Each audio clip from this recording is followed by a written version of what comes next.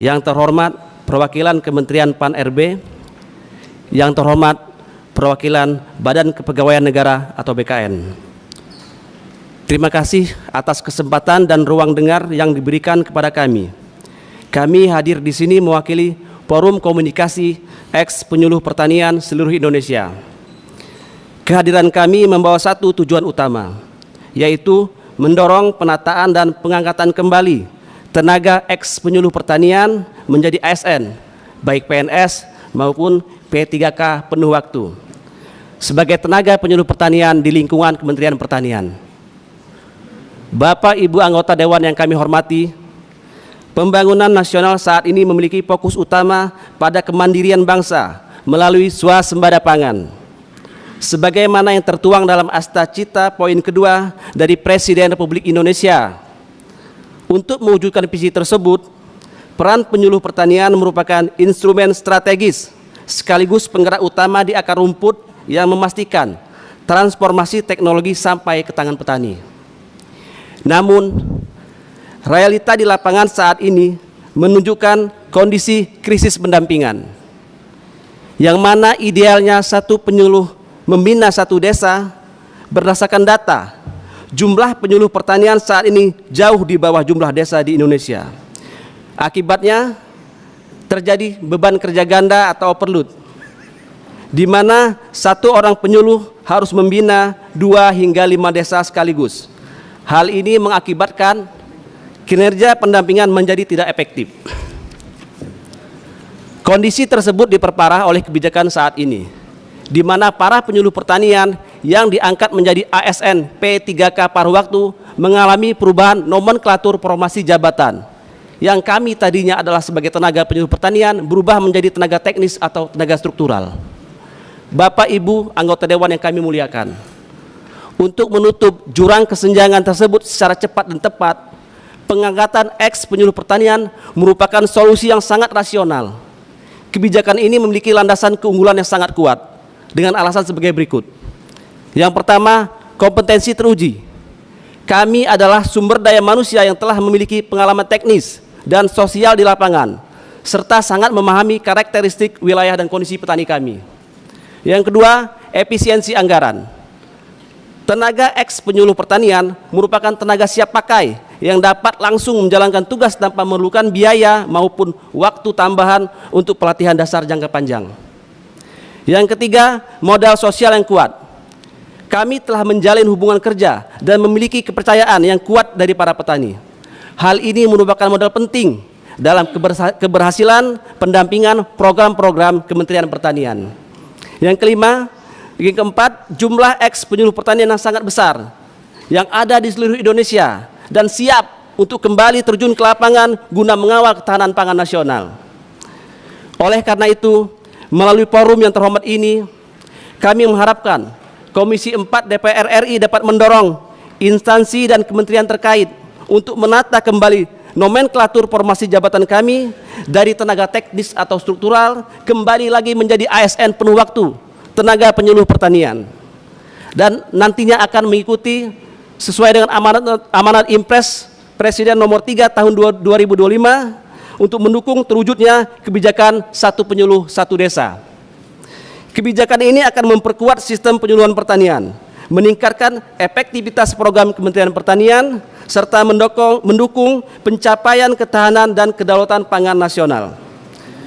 Pengangkatan kami kembali bukanlah sekedar pemenuhan administrasi, melainkan langkah nyata dalam mengamankan SDM kompeten demi tercapainya target swasembada pangan secara cepat dan berkelanjutan. Langkah ini juga menjadi bentuk penghargaan atas dedikasi dan pengabdian kami selama ini.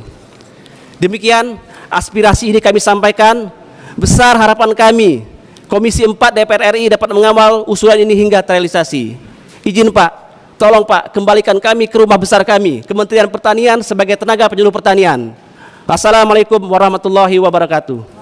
Salam sejahtera kita semua yang kami hormati, kami banggakan pimpinan Komisi 4 DPR RI, para anggota Dewan, Bapak Wakil Kepala BKN, bersama Pak Deputi, kemudian juga Bapak Deputi dari Menpan RB, Asosiasi Penyuluh Pertanian, dan hadirin semuanya.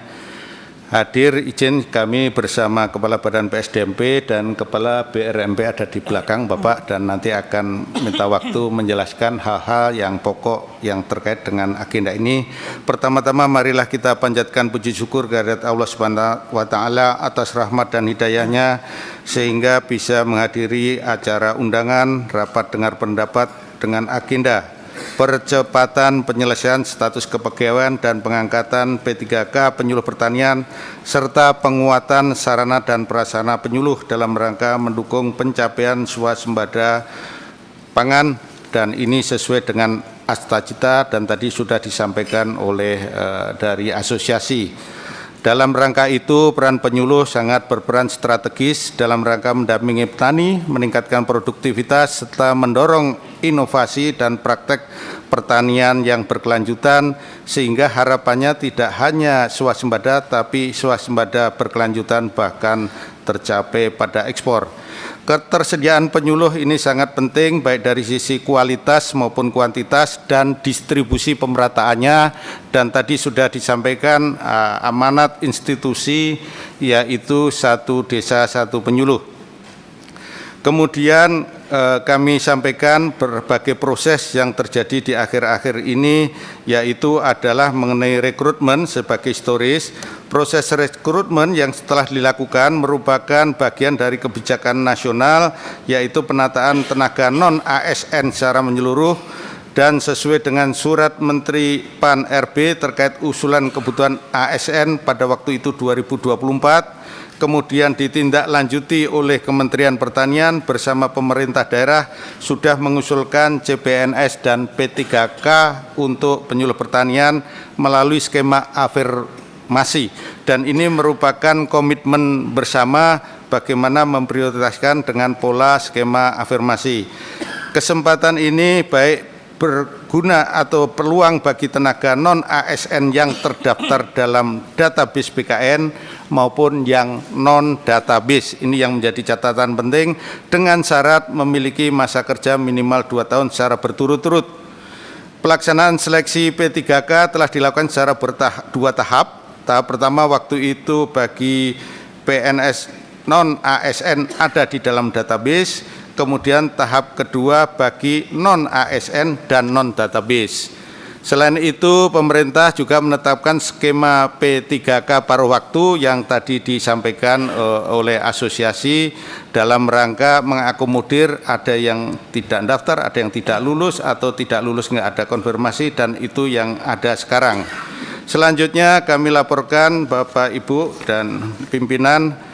Yang pertama tadi disampaikan sesuai Impres 3 2025 tentang pendayagunaan penyuluh pertanian dan dalam rangka percepatan swasembada pangan, di dalamnya telah menginstruksikan Menteri Pertanian mengalihkan penyuluh pertanian ASN, mohon ini ASN yang dialihkan bukan yang lain, pada pemerintah daerah, provinsi dan kabupaten kepada Kementerian Pertanian dalam jangka waktu paling lama 1 tahun sejak berlakunya Impres tersebut, dan kami laporkan Bapak pimpinan, anggota Dewan, dan semuanya terhitung mulai 1 Januari 2026 sudah dipindah menjadi pegawai fungsional penyuluh pertanian di Kementerian Pertanian sebanyak total 38.311 penyuluh pertanian, terdiri dari CPNS 1.576